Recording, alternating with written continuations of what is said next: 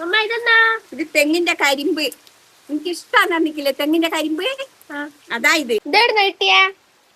അപ്പുറത്തെ പറമ്പിലെ തെങ്ങ് കൊത്തിക്കാൻ ആടാ പടി സെന പിടിച്ച് ഞാനും സെനോട്ടിയും പോയിട്ട് അതിന്റെ ഉള്ളിൽ നിന്ന് എടുത്തതായത്. അപ്പൊ ഇതാണ് സാധനം. ഇത് ചില നാട്ടില് തെങ്ങിന്റെ കരിമ്പ് എന്നല്ല, കാമ്പ്, പിന്നെന്താ തെങ്ങിന്റെ പന എന്തൊക്കെയോ പറയൂ ഇതിന്.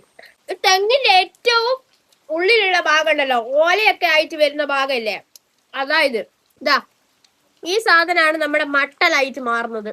ഈ അതെ, ആ മട്ടലിന്റെ ഓലേന്റെ ഇതൊക്കെ ഫോം ചെയ്യുന്നത് ഇത് ഓലയാണേ, തെങ്ങിന്റെ ഓലയായിട്ട് മാറുന്ന സാധനം. പക്ഷെ ഇതൊക്കെ കഴിക്കാം അല്ലേ? മട്ടലിതാ മട്ടലി.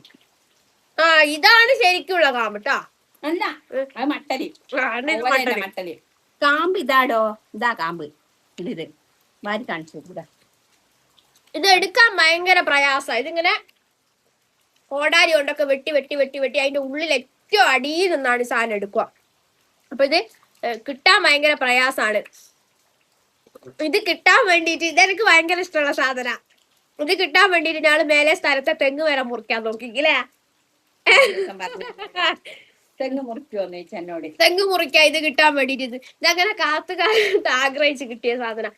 ഇതെങ്ങാനും ഒരു തെങ്ങ് വെട്ടുന്നുണ്ടെങ്കിൽ മാത്രമേ ഇത് കിട്ടുള്ളൂ. പിന്നെ മാവ് വെട്ടുമ്പോ കിട്ടൂലല്ലോ.